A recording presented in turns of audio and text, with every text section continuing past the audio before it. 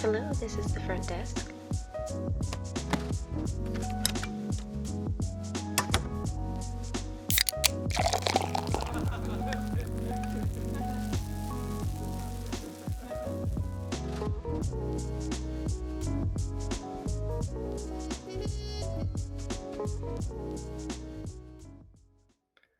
Good morning and welcome to episode 62 of the Crackenbacks podcast with your hosts Dr. Terry Wyman and Dr. Spencer Barron. How you doing this morning, guys? I'm doing good, Great, Lance. It's good to hear. So today we are joined by Monty Heath. Monty started SEAL training, or BUDS, at 18 years old, and after multiple combat deployments and twice being awarded the Bronze Star with Combat Valor designation, he was honorably discharged from the Navy to start a family. For the past 8 years, Monty's worked with veterans with traumatic brain injuries and PTSD all over the country. How you doing this morning, Monty? Great. Thanks for having me. Appreciate it. It's good to hear. So, Monty, it is an honor to have you on for Yes. many reasons. But I wanted to ask you a question based on what you've achieved in your life as a Navy SEAL. I'm always fascinated by that. Dr. Terry and I, we work on athletes at pro levels, but to be a Navy SEAL, that's exceptional. Did you have early warning signs as a child that you wanted to be a Navy SEAL? I was pretty much clueless and aimless and without focus until I saw the movie Navy SEALs with Charlie Sheen in it. Right? And I was like, Really? that's exactly what I'm going to do. So at 16 at 9 years old? No, 16. Oh, I was 16, 11th grade. And right then and there, I joined the delayed entry program. My mother had to sign for me. She almost wouldn't. And I had guaranteed orders to BUDS, which at the time was called the Dive Fair program. So I didn't have to join the military and then hope to get to SEAL training. I had SEAL training orders effectively in 11th grade. Oh my God. wow. I've listened to Joe Rogan. He's interviewed a lot of SEALs. It's amazing how many Navy SEAL guys joined because of that movie. Yeah. Really? That was probably a good thing and a bad thing, right? The good thing is it got people to join. The bad thing was those dudes in that movie kind of did what they wanted. Right. And that's what I wanted, was to do what I wanted. I was the anti-authority. I didn't, the military was good for me for authoritative reasons, but I didn't seek it. I wasn't a high and tight Marine type guy. I was more like fingers in the air at authority type guy. Lance, I think you need to join the SEALs because that's you right to the. Yeah. For those that are just listening and not watching the YouTube version of this, he just stuck both his middle fingers in the air, just so you know. Yeah, I would not be good in the Navy SEALs because I'm 5'9", and weigh 130, and no. Hey, on a serious note, that doesn't matter. There's all body types in the teams. Little guys, big guys, fat guys, surprisingly. As long as you can pass the swim, run, pull-ups, push-ups, that kind of business, you can be overweight. You can be 5 foot nothing, right? As long as you can do what you need to do, there's all body types. It doesn't matter. It's all in the head. I'll stick with directing. I'm scared.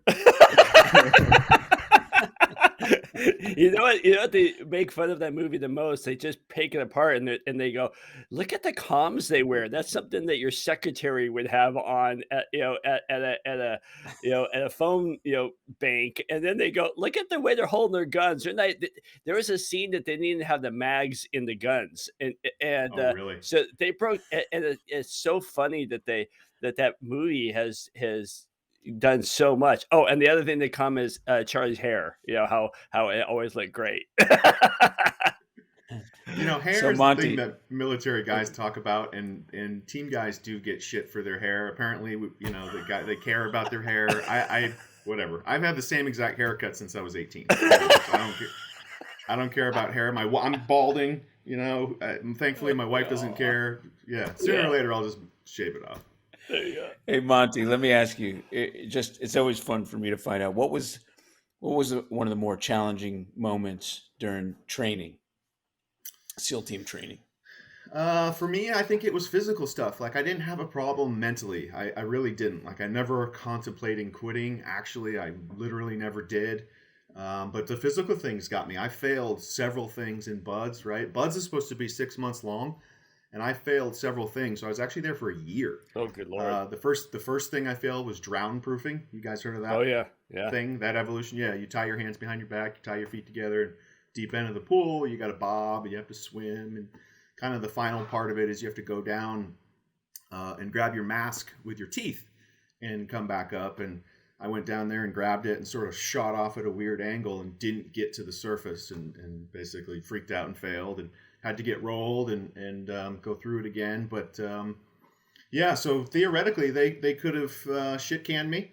Nowadays maybe I wouldn't have made it in terms of they're only giving like 1 or 2 rolls and then you're gone, and I got 3. So maybe my career would have never happened. But so drown proofing was number 1. The second thing was pool comp. You heard of that one? Mm. That's you have your scuba diving equipment on, and they use these old hoses that are rubber and very pliable, and you can literally tie knots in them. So the instructors would come down and tie knots.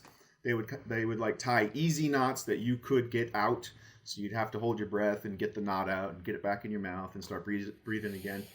And then the final part of that evolution was they would tie the whammy knot, which is like a knot you can't get out. Like you would need 10 breath holds to get it out or something. And then you do these signals and you come up. But anyway, I failed that sucker again. That was post Hell Week. And then the third fail was complete BS, actually. This guy who I met like 10 years later to ask him like, WTF. I was in the best shape of my life. And I did like 126 push-ups during the test. Like you only have to do like 55, and I got like 126 in 2 minutes, and I was all proud of myself. And he goes, "None of those counted. You failed." And I was like, "What?" And just failed. Like you're getting rolled. Come back 3 months and start again. So wow. So anyway, yeah, buds 1 year long for me. Yeah. What does BUDS stand for? Basic Underwater Demolition SEAL. School or SEAL or school or something. We Lance knows we have a friend that went through the BUDS program, and all he would talk about was the sugar cookie. Yeah, well, that's you all the time. Basically, go get wet in the ocean and then roll around in the sand and then stay like that all day. Yeah. It's wonderful for chafing. Yeah. And he would just sit there. You're eating. And you're sitting there and you have sand everywhere. And he just talked about, he actually got rolled because he took an Advil and somebody turned him in. Because we were popping ibuprofen like crazy. Yeah, they didn't go through. I guess they didn't go through the infirmary or something. And the funny thing is, he got rolled, but the guy that turned him in got kicked out because they didn't like the fact that somebody was turning in their buddies. Yeah, so interesting. And he's now I think he does underwater demolition. That's his big thing. But how did so my thought is to roll into a topic that's near and dear to you is you have to be as a SEAL, beyond the fact of what you do for our country, which is freaking awesome. You have to be mentally tough, and you said that was your big thing. And mental toughness is good for business, is good for life. And unfortunately, with the last couple of years, they figure out a way, I think, to crack everyone's mental health. And you have figured out how to kind of navigate that. In return, you're helping others, which is freaking cool. Can you tell us kind of how the journey has transcended into getting into helping others on the mental side? Yeah, well, the first thing I want to say is I don't have it all figured out, right? Like I still suffer from my own mental health issues, right? Like I've had suicidal thoughts. I've had them pretty recently. Thankfully for me, they're just intrusive thoughts. They're thoughts that pop in the head and you're like, what the F was that? And then you move on and go a different direction, right? So with suicide specifically, if someone has a plan, that's bad. And if someone has a desire to die, that's really bad. I don't have those. But I do have the intrusive thoughts. So I don't want to paint this picture like I've got mental health all buttoned up. With that said, a lot of guys and gals, but a lot of guys in the veteran community and also first responders are having mental health issues. They're having suicidal thoughts, and they're a very good. One of my best friends just killed himself 2 weeks ago. Oh my God! Teen guy, 20 years. Anyway, so it's a real thing. I think we've changed our stats from 22 a day down to like 18.3 a day or something like that for veterans. It's still like 60, 70% more prevalent than civilian counterparts. And first responders are even worse. Or actually, we don't have the data, but we think it's even worse than veterans.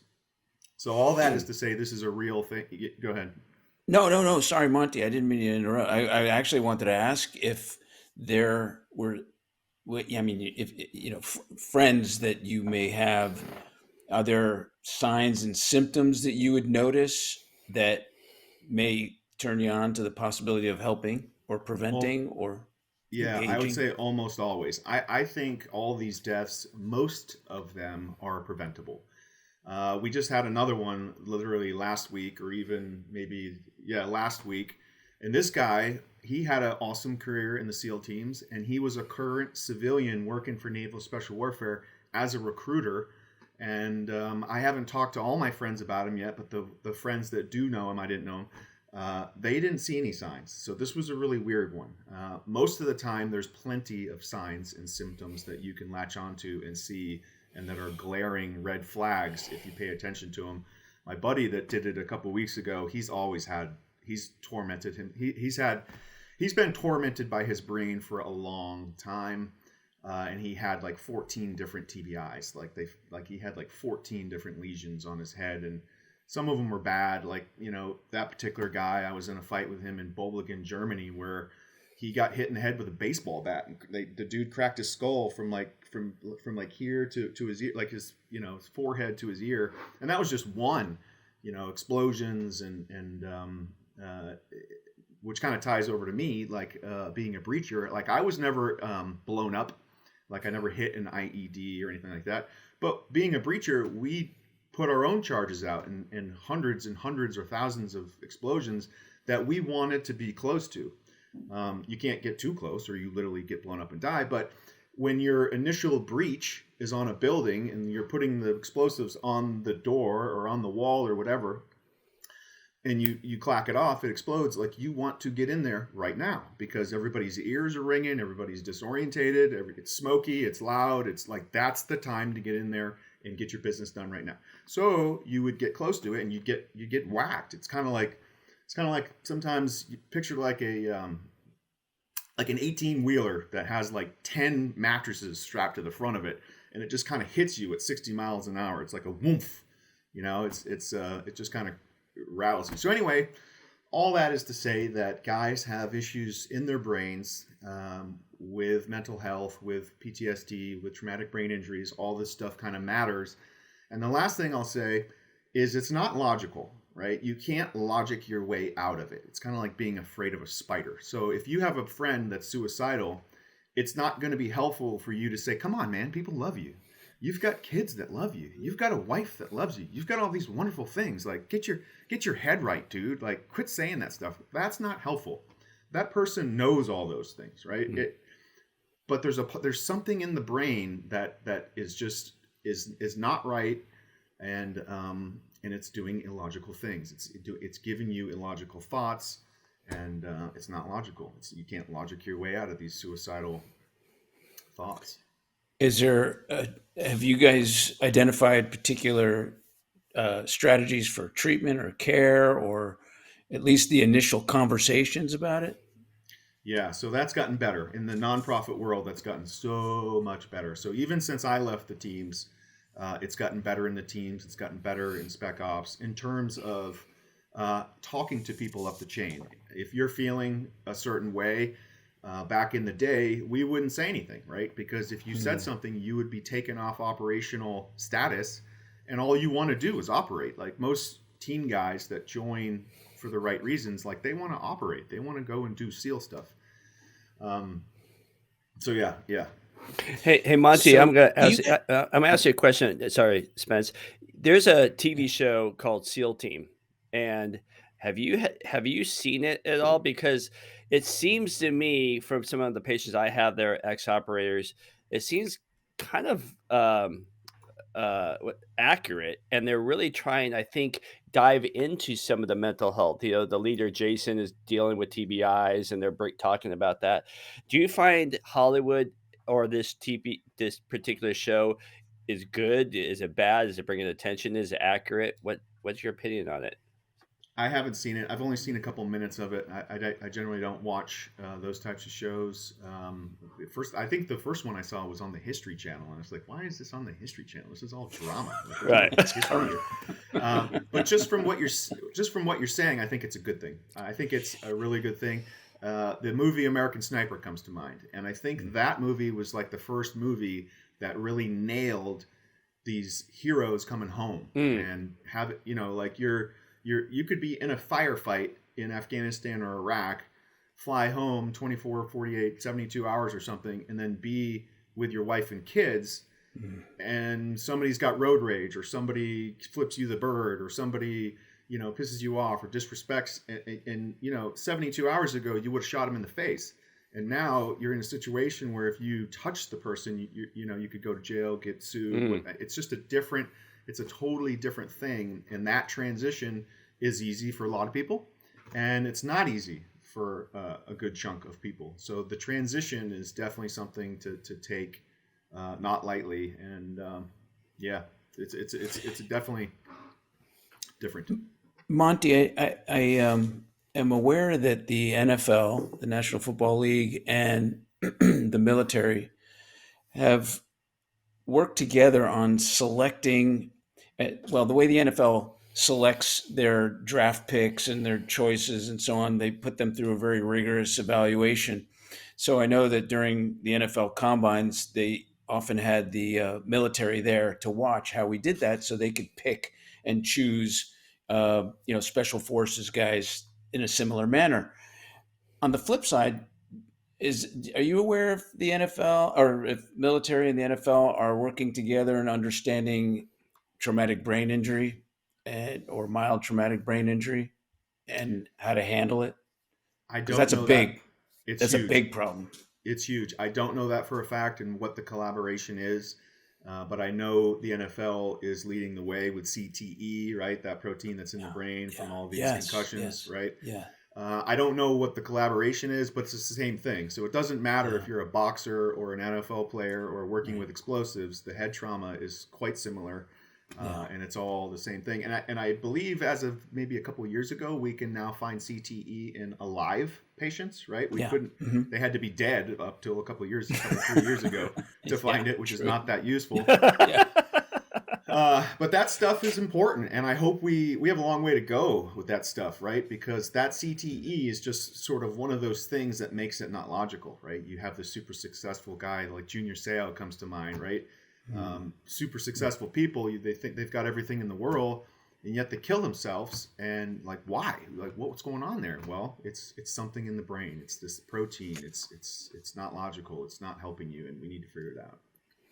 Junior was a patient of mine, and I wish I knew what I knew today back then, because there were obvious. Now I look back at it, obvious signs, and that was very overlooked back then. It was actually kind of funny that he would constantly forget or leave his phone, or forget everybody's name or something like that. But anyway, that's another story. But it's I see how sad it is in the NFL. I can imagine how your colleagues, or how your teammates, so to speak, are handling life. Hey, I got a question. You mentioned that 72 hours ago you're blowing guys' heads off, and then you come home. They do. If you go to a secret mission, they do like a debrief when people come home to get information from them. Do you ever see in the future where when these guys are in something really intense that they come home and they get evaluated and they get treatment before they go to their house and before they go home? If there's like that middle ground area where there's like a detox center area, do you ever see something like that happening? I have heard about that. I had some Army buddies tell me that they have like this 2-3 week sort of getaway process to come back to before they go reinsert back into their families. And I think that's amazing.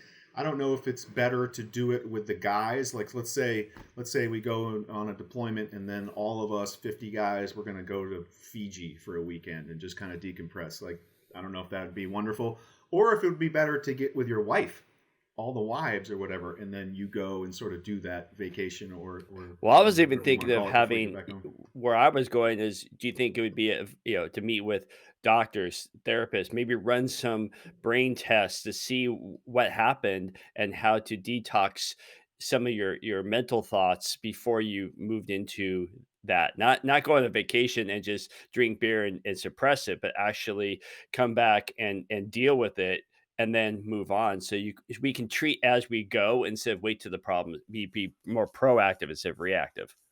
Yeah, love it. I love where you're going with that. And I'm not about masking symptoms, right? I'm not about placing band-aids over infected wounds. And that's what drinking is. That's what drugs usually are. That's what working out can be, right? Like Right. working out is like the huge part of my life, and it's part of my mental health. But I think you need to think when you're working out, and you need to think while you're doing these things to process things rather than run away from them and compartmentalize, right? So all SEALs and most people in the world that are successful, they can compartmentalize, right? So if you have a job to do, if you have a task at hand, if you're mission focused, it doesn't matter what all this noise is and all these things that are occurring, because you're focused. You have a task at hand, and that works. But it's not sustainable. It works in the moment. It's a great short-term fix or a short-term strategy to get through and to work through the problem that's in front of you. But you just can't compartmentalize forever, right? That's not sustainable. Those are the guys that have mental breakdowns and they finally lose it and do all this crazy stuff. So what you're talking about is diving right into figuring out like what happened to your brain, how's your hormones, how's all this stuff, how's your sleep, how's your gut, and then working with that stuff. The only thing I would say in there is that you can't help somebody that doesn't want to be helped. You guys know that, right? If I don't have them, if I'm thinking that, let's say I'm very dysfunctional, but I'm okay with it and I want to be left alone and I don't want to hear your solutions and all that, and I've got it all figured out and I'm just going to keep drinking and partying, and like that guy, he's unhelpable until he decides like, okay, what I'm doing isn't right. I need a change. I'm willing to be uncomfortable and I'm willing to go there. I'm willing to go through it versus that compartmentalization and sweeping it under the rug.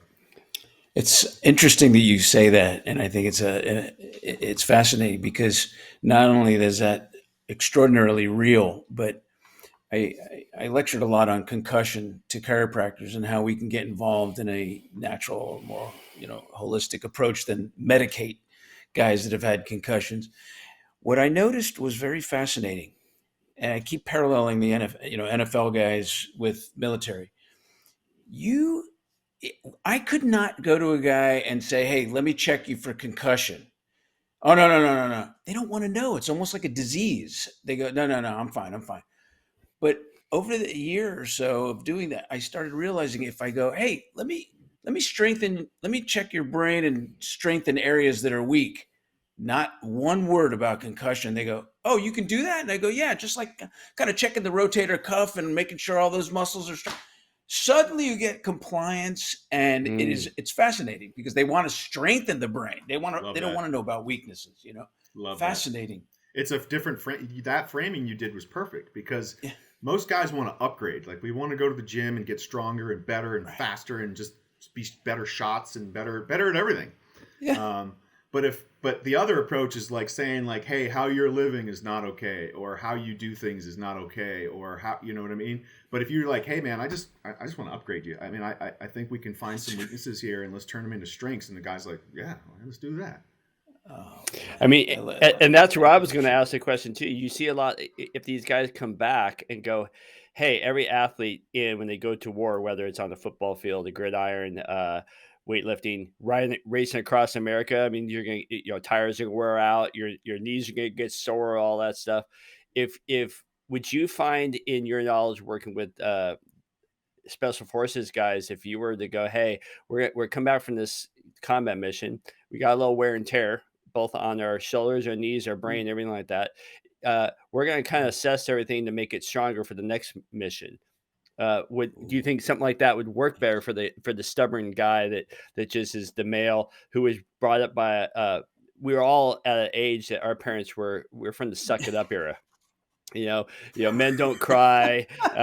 You got to suck it up. You can't complain. I mean, my father was a B-17 pilot, World War II. You did not cry around him. You did not whine to him. You did not complain to him. And so, do you? And some of us are still in that era. We still have our parents that were, suck it up, be a man, all that kind of stuff. Yet getting stronger in the gym is still being a man. So if do you ever find that, like Spencer brilliantly just said, if we upgrade, would that, do you think that would help these guys to come back and go, hey, we just went through battle, just like you recover, just like you go to a sporting event, you recover your legs with Normatec pants or stretching or like that. Hey, we're going to recover you just so you're ready for the next mission, and we're going to include the brain. Is that something you think would work? Yeah, so let's unpack that. So first, I want to say I definitely grew up in that generation. I still think that way, and I have to fight against it. I don't think the word empathy crossed my brain waves until I was probably 35, like literally. And I was that guy, like, suffer in silence. That's what the SEAL teams are all about, is like suffer in silence. Nobody cares. Nobody wants to hear you whining, right? So that was a thing. It's becoming less of a thing. I think that should never go away, but I think you do need to get some empathy in there, right? Because empathy is important for a bunch of reasons. Maybe we can get into it. Maybe we don't have to, but you can't just fire everybody that's 1 minute late, right? Like there's reasons. Like maybe you're just had a flat tire, or your kid just got arrested, or whatever it is, right? But back to your question about would it work for guys to come home and in that approach. I love that approach. I love the words, but I think there's maturity involved as well, right? So the younger guys, like I was, we weren't interested in any of that. Like, so at one point we had these sniffers, which were these boxes that would pull in lead and other toxins that we would be exposed to when we were shooting on the range and blowing stuff up, right? And we would cover them. Like, guys like me would cover them, because if you were exposed to too much of this lead, they would take you off operational status again, and we'd be like, F that. So I'm going to cover this sniffer, and I'm going to walk around sucking in this lead because I don't want to stop working, right? So to a guy like that, to the immature warrior, which is definitely what I was, I don't know if you're going to break through with that guy, because he's thinking like, I'd rather go home and drink. Like, I've got partying to do. I haven't had tail in 6 months. I'm really not interested in your helping the brain. I want to go party. Right. So there's definitely that, right? So the other brain. Yeah, the other brain. Yeah, all the blood's going there. That being said, there's it's only a portion of the immature guys. There's older guys in the group. And older guys would buy off on that, and hopefully not only would they buy off on it, but they would talk the younger guys into it as well. You're starting to sound like a little Dick Marchenko there, Petty. Yeah, well, he just passed away not too long ago, actually, and he was awesome. That was the last command I got to, and it was amazing. You got to work with him? No, I'd met him, but he was gone from that command way before I got there. Yeah. I didn't get there until 2001. That's another. I read all his books, and that was another guy that was like, "Huh, that sounds like a pretty cool job." He was a cool individual. Everybody I talked to that worked specifically with him loved him. It was only the people that didn't work with him that had a problem with him. Interesting. Hey, Monty, do you mind if I ask you, during your time in the military, was there, I'm sure there was, a harrowing experience that you'll never forget, or maybe you don't want to bring it up. So I'm treading lightly over this, but I'm just curious, because I've never served like that. Is there something you could share that? Yeah, I'll share something. I would say on my first deployment was kind of a transition moment, and that was so 9/11 happened. I was in training for this particular command. The towers dropped. We knew we'd be going to war soon. A different color team went over there first. I got over there second. So I got over there in like January of 2002 and did a bunch of winter deployments. But anyway, on the first deployment, we were kicking ass, taking down targets. January, February, March 4th was Roberts Ridge. I don't know if you heard of that, but it was a part of, we were hunting Bin Laden. The recce team, our snipers, were going to go on top of this mountaintop and take over the mountain and overwatch this other area. They called up to a 3-letter agency to look at the mountain and see if there's any footprints and people up there. And they too quickly came back and said no. Right? If they had looked at the right mountain, they would have seen thousands of boot prints and dozens of guys. But they said no. So our team basically inserted into a ambush. Got ambushed. My buddy Neil Roberts, who I had worked with at another SEAL team and did a platoon with, an awesome dude. He either jumped out or fell out. We'll never know. And then that helo crash landed a couple miles away, hard landing. And the team leader's like, get on the comms and get another helo in there. We're going back for our guy. So they got another helo and they went back to the ambush spot and touched down a little bit lower, which is terrible because you have to fight uphill and nobody wants to fight uphill. You always want the high ground, but we didn't get it this time. We had to fight for it. They kind of got their butts kicked, called in the QRF Rangers. They came in, they kind of got cut, shot up too, blown up. And I was the last helo to go in there, but we lost 7 guys that day. So not only did I lose a great friend, but we lost 6 other people as well. And the point of all that was, I was pretty invincible before that. We were pretty invincible before that, right? We were just kicking ass and months of kicking ass, and then all of a sudden, boom! Like one of my best friends is dead, and 6 others too. So it gets real fast. And then the surprising thing, or what would surprise most civilians, I think, is that like just because that happens, your deployment's not over. Like you might have to go to work that night. So just because like 7 dudes die, it just things don't stop. Like you've got work to do, and that's where that compartmentalization comes in. You can compartmentalize it, right, and go to work that night if you need to, but at some point you got to deal with it and work through that stuff. Interesting, because on a very light scale compared to what you just shared, and thank you for sharing. Yeah, that. thank you. A good coach always tells these athletes have a short memory. You could lose a game, you could get injured, you could do all these things that are emotionally breaking them down, and yet you have to prepare for the next. But they got a week to prepare for the next game, and they know when it's scheduled. So that's nothing compared to what you guys had dealt with. No, but I love that on the good and the bad, right? So let's say it doesn't matter whether it's sports or military guys on a mission. Like let's say you have an awesome mission, like the best mission you've ever been on. That was yesterday. That's got nothing to do with today. We might set down our helo into another ambush spot. We might start patrolling and step on a landmine. So the good or the bad that happened yesterday is completely irrelevant, right? And I think that's how professional sports players, pitchers, everybody has to think in that mindset. So yeah, I love that. Very, very applicable. Thanks. So do you oh, go ahead, Terry. So you're going at such I keep going back to you talk about, one moment you're blowing heads off and that next moment you're coming home and holding your little baby. You're going from your brain waves, your adrenaline is just here 24/7. Because even if you go to bed, you have to have back in your mind thinking some guy's going to come out at night, or I'm going to go take a pee and step on something. I mean, you're here like this all the time, and then they expect you guys to come home and just drop it and be normal. I mean, so what you just brought up is basically hypervigilance, right? So that's what people that have PTSD are stuck in. They are stuck in a state of hypervigilance where it's basically your amygdala, right? It's the portion of your brain that's like, you're in danger. And you always think you're in danger, and that's the person who can't sit with their back against a window or against an open room. They want to go into a restaurant and find a corner. They want to look at all the exits and every loud noise they're jerking over. Like that's hypervigilance, and that is not sustainable. And that's what people have to get out of. So the best operators, and this is the same thing with sports in NFL, right? The best players are just monsters on the field. They're just evil monsters on the field, but off the field, they're nice, right? That's the way it should be. So you should, in the military, same thing. You go and kick ass and shoot people in the face, and then you come home and play with your puppy or a baby, or it is a change, and you do have to make that change, and you do have to flip that switch.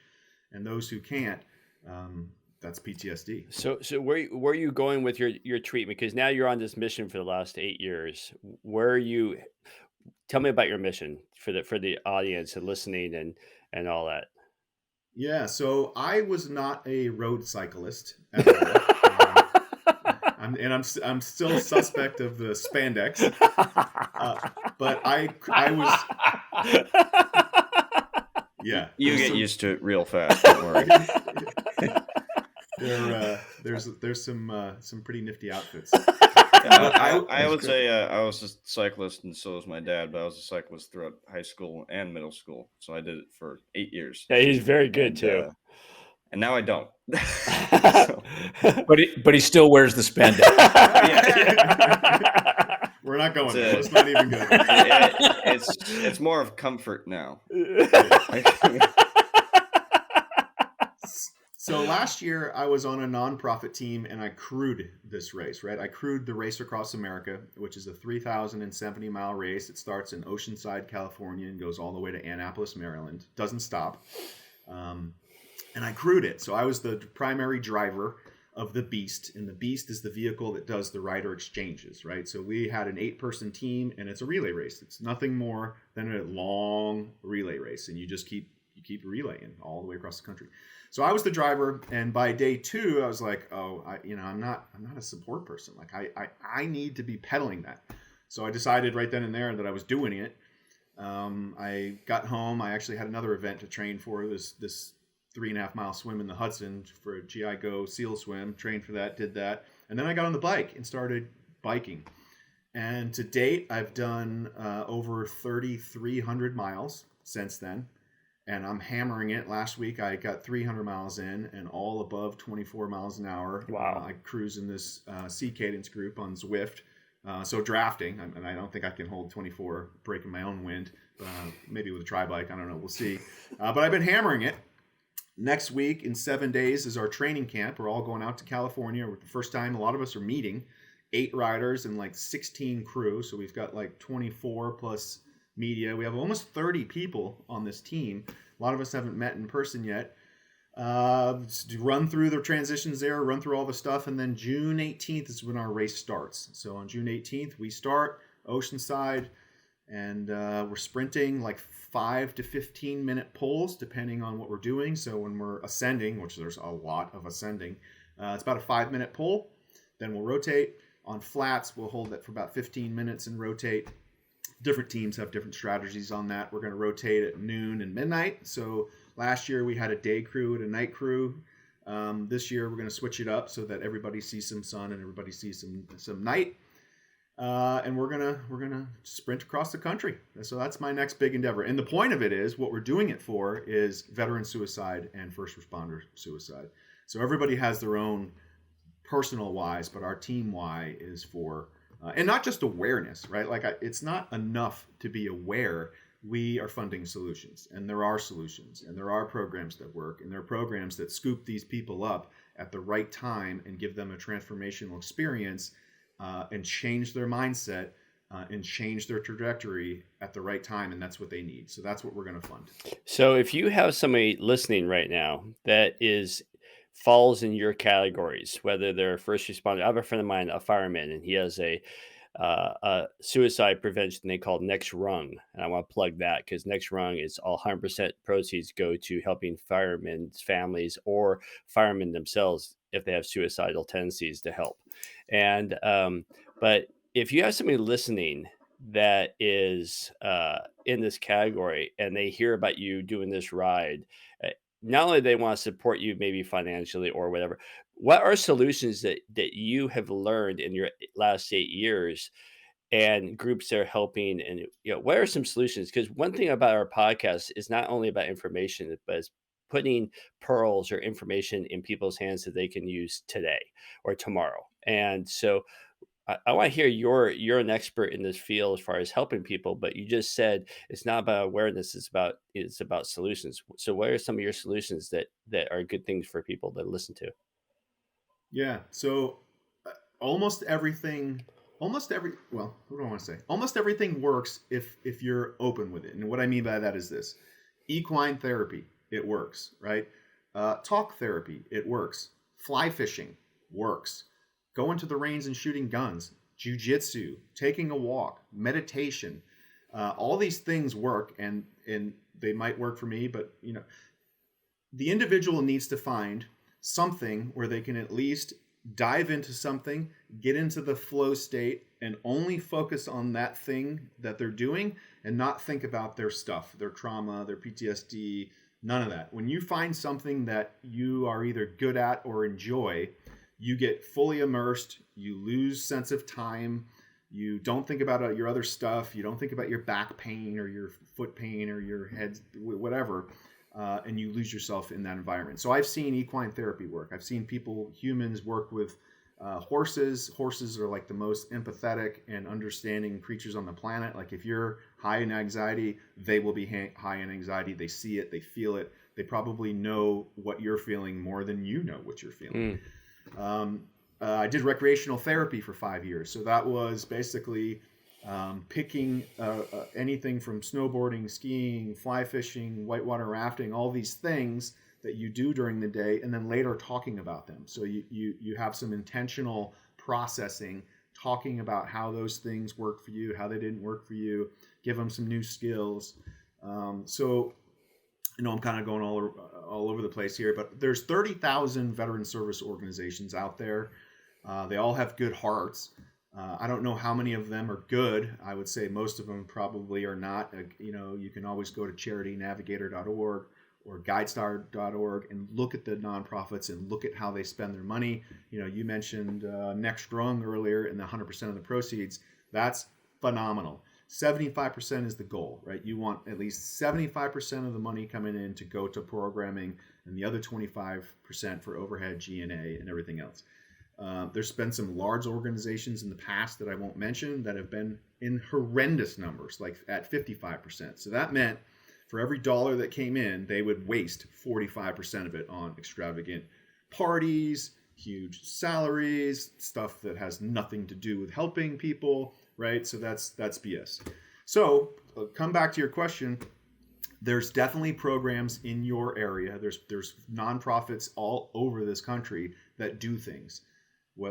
From whitewater rafting to equine therapy and everything in between. You can go and volunteer. You can go and if you need those services, you can try to get those services. There's national organizations that do these things that pull people from all over, and they have the funds to do that. Wounded Warrior Project is one of the big ones that is now doing well with their money. The Navy SEAL Foundation has some programs. I work for this organization called Higher Ground. I'm working with Guardian Revival. They're on our team. They're an amazing organization, nonprofit, that spend their money well and help veterans and first responders in a bunch of different ways. So I would just say get on Google. If you need services, get on Google. Try to find stuff in your area. Look for the national organizations, and there's plenty of resources out there. I will say it's not clear and concise. Like I wish there was, maybe I need to create this. I wish there was a nonprofit that evaluated all other nonprofits like real time, kind of like GuideStar and Charity Navigator, but more deeper, like gets into the program and like maybe even goes and views it and like literally sees what they're doing and then can report and then give that information out. Because that'd be huge. A person with PTSD, they're in a bad place. They get on the internet and they'll get distracted. They'll find 50 different things that like the resources are not obvious and they're not always at your fingertips like they ought to be. What a great idea. I think that's a great idea to start something. I think you just came up with something. Yeah, it's interesting because just this morning, Wall Street Journal did an article on Black Lives Matter and how much ridiculous amounts of money have been wasted on, and now it puts the whole organization in question, and now they're getting investigated. So that would be a great idea to do. Yeah. Hey, Monty, I gotta tell you, man, your character, your persona, your charisma, and then your why is really, very heartening to see. How did you really get involved in this area of helping people? Yeah. So first of all, I didn't want to help people until about 8 years ago. I was more into hurting them, right? Yeah. I was wondering where you were going with that one. I mean, I was a Navy corpsman, right? That was my source rating as a SEAL, and I got out of it. I wanted to cross right out of it because I just wasn't into helping people at all. I wanted to elbow in the face and choke them and punch them, and like I just was, kind of an angry guy. I was not interested in that at all. Fast forward to 8 years ago, I'm running an eco resort out in Nevada. It's this giant 614,000 acre eco resort. Can't live there, so I live up in Sun Valley, Idaho, and I start to volunteer my time with Special Olympics. So here's my hook to humanity. Here's where it started. So Special Olympics ski instructor, and specifically working with this 11-year-old girl named Maria, Down syndrome, and it just changed me. Like all my friends were SEALs. We're all kind of fit, all kind of relatively good looking, like got dealt good hands. But what about this girl with Down syndrome? Like, who gives a crap about her? And what about the hand that she was dealt? And what about all these other kids, like with all these calamities and issues? And I don't know. So it gave me some empathy. It gave me some humility. And it just switched me from wanting to hurt people to wanting to help people. So I went from Special Olympics to taking over the veteran department. And that's where it started for me. Wow. I've always said that I've been changed more by Down syndrome kids than anybody. And I don't mean this, so please, any listener, don't put me down for this. I don't mean this in a bad way, but I always say that the Down syndrome kids are the golden retrievers of humanity. I mean, they just don't see anything but love. And we can learn so much from Special Olympics and those kids, because they're just always smiling. They're always loving you. It's not fake love. It's just genuine. When they hug you, you feel every cell of their body, and it's the most amazing thing ever. And I wish more humanity got what they have. I think sometimes I look at them as people look at a Down syndrome kid as disabled. Sometimes I look at us disabled, and they're normal. And I want to throw this in here because this guy just came to mind. His name's Jerry. He was 61 when I was working with him. He didn't have Down syndrome, but he had some type of a cognitive issue, but very similar. And this ties into like the every kid gets a trophy BS, like this world that we're in now. Yes. Like, right? Yeah, right? Okay. So here's 61-year-old Jerry with a massive cognitive impairment, and he's doing Special Olympics, and he's in a regional swim meet, so it's a big deal for him. And he gets fourth place. And he gets a fourth place ribbon. Now, a little bit of context. In Sun Valley, there's a thrift store called the Gold Mine. And everybody goes to the Gold Mine because all the rich people get their stuff there. And then you can buy these huge brands for super cheap or lower prices or whatever. So it's a thing. Like the Gold Mine, everybody knows the Gold Mine. Okay. So Jerry gets his fourth place ribbon, right? And even Jerry knows, like, there is no fourth place. It doesn't exist. So what does he do? He gets his fourth place ribbon. He goes, gold mine material. Love it. So here's a dude, like, with cognitive, problems.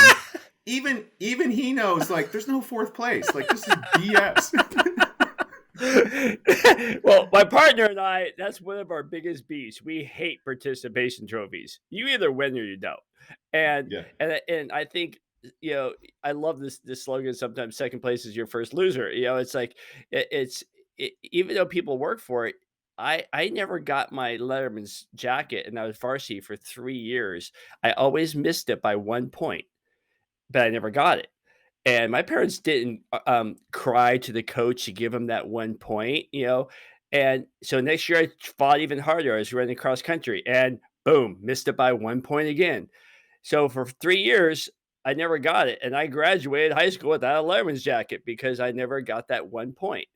And but I never had animosity to it. I just worked harder and I got beat. That's just, they were better than I was. So I love that story.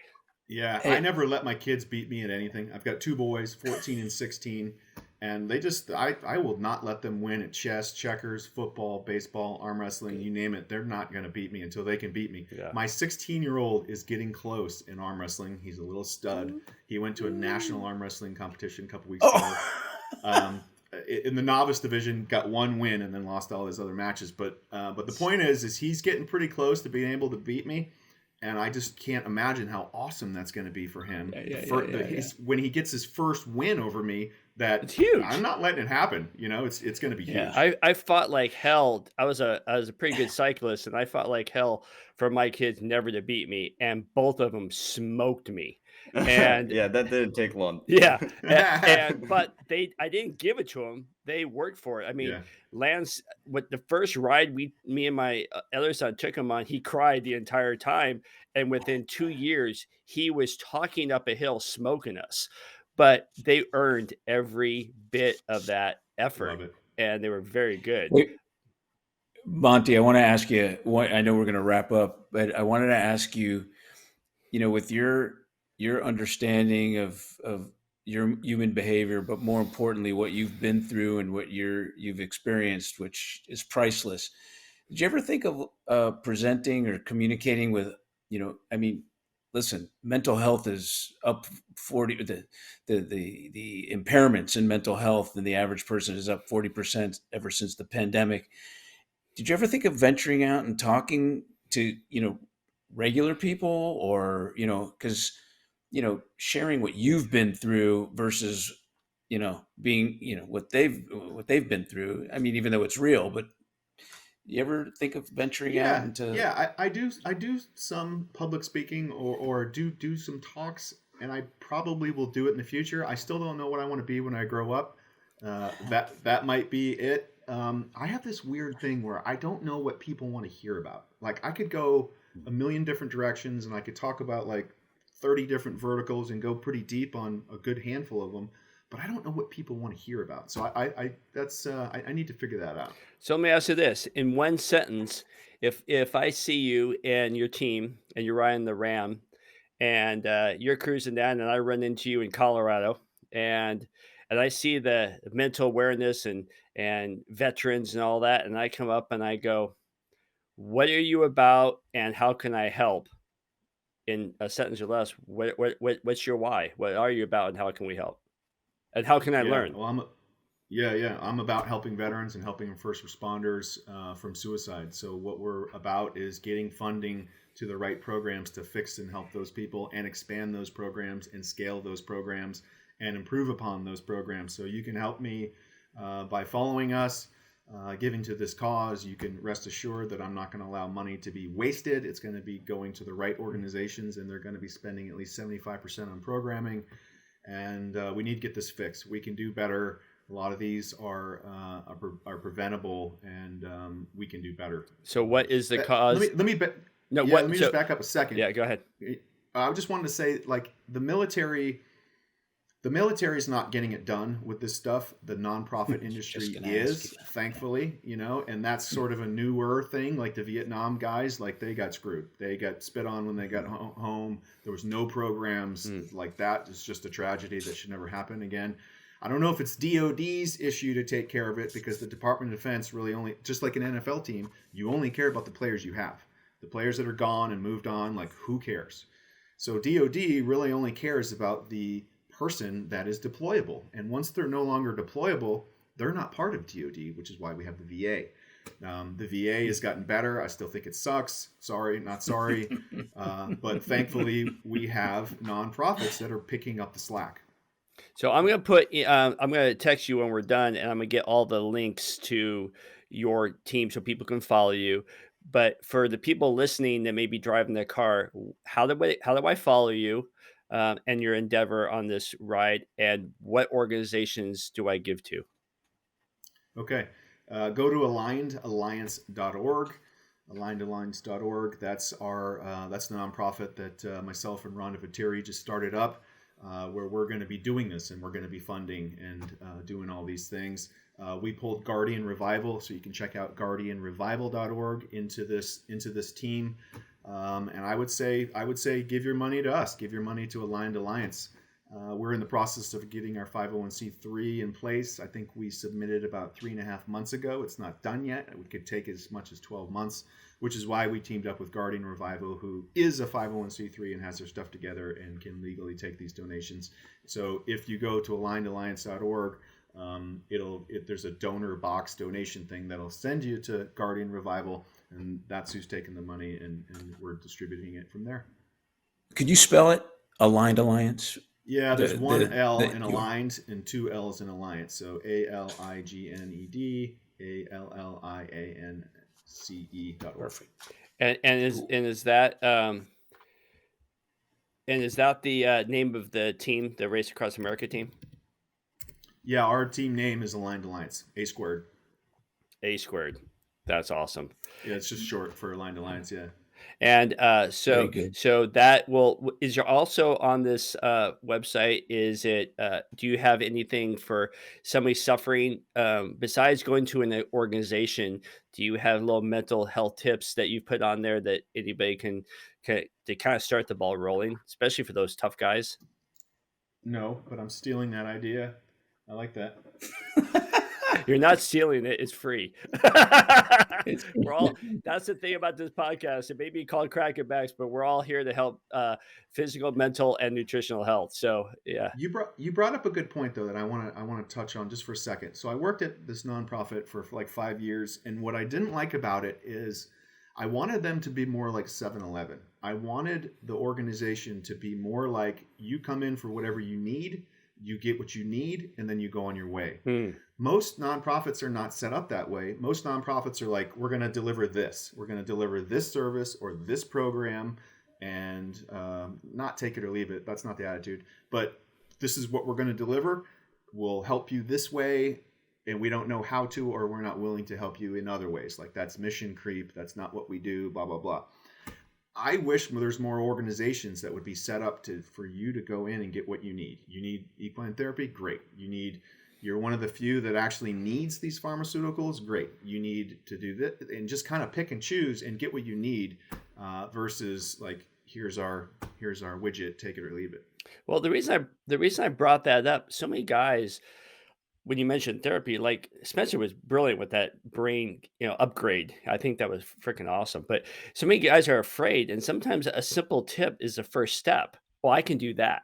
And that leads to the second step. So any little thing that on a website that doesn't require a lot of work, where, oh, I have to pay money, I have to go sit in a group around the circle and tell my problems, especially the tough guys don't want to do that. But if they could click on in the privacy of their own home in their dark corner when they're all stressed, and there's a simple like list of tips going, if you suffer these, try this, and then just get the ball rolling. And Yeah. we need to pull up to that front door of 7-Eleven and get out of the car before we even walk in the door of 7-Eleven. So I think those first steps are super important. I would say this. I would say the first step, just thinking about it, anybody listening to this, is to normalize it, right? Like, the things you're thinking, you're not alone. Thousands of people are thinking that right now. Maybe hundreds of thousands of people are having these suicidal thoughts, or this negative self-talk, calling yourself names, and I'm a piece of shit, and I don't, whatever the negative self-talk looks like, and how bad of the space that you're in. Maybe thinking like, I'm the only one that feels this way. Nobody understands me. Nobody's been through what I've been through. Like, we all have our lives, our experiences, and they're all unique. But they're also very similar. I mean, like, trauma's trauma. It doesn't matter if you saw your parents die in a car accident and you witnessed a murder, or it's all the same thing. It's all trauma, right? And the military doesn't have a stranglehold on trauma. Most people actually, well, let me back up. 100% of the people that I've spoken to that have severe PTSD had childhood trauma first. I have never spoken to a person that had an amazing, great, and wonderful childhood, then got to war and had massive PTSD. It was always childhood related. Wow. Interesting. Wow. That's wow. I mean, here it comes in the 58th minute. That was wow.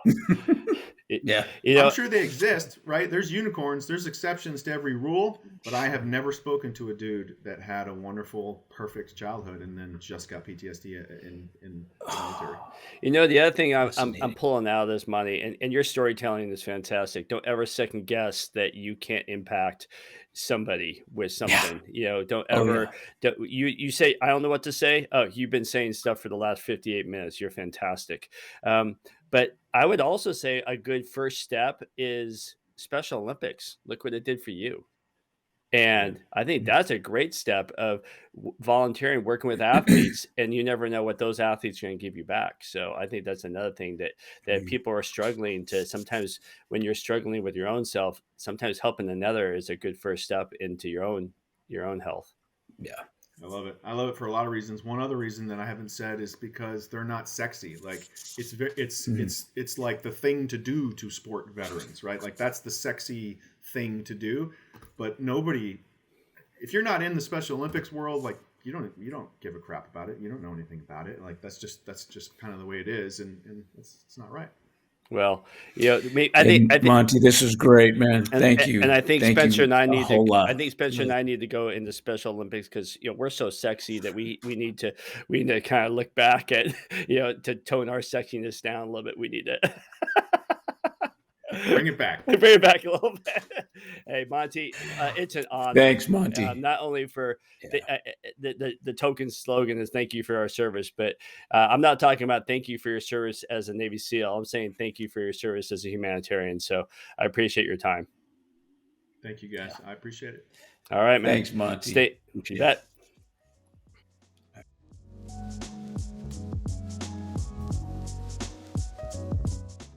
Thank you for listening to today's episode of the Kraken Backs podcast. We hope you enjoyed, and make sure you follow our Instagram at Kraken Backs Podcast. Catch new episodes every Monday. See you next time.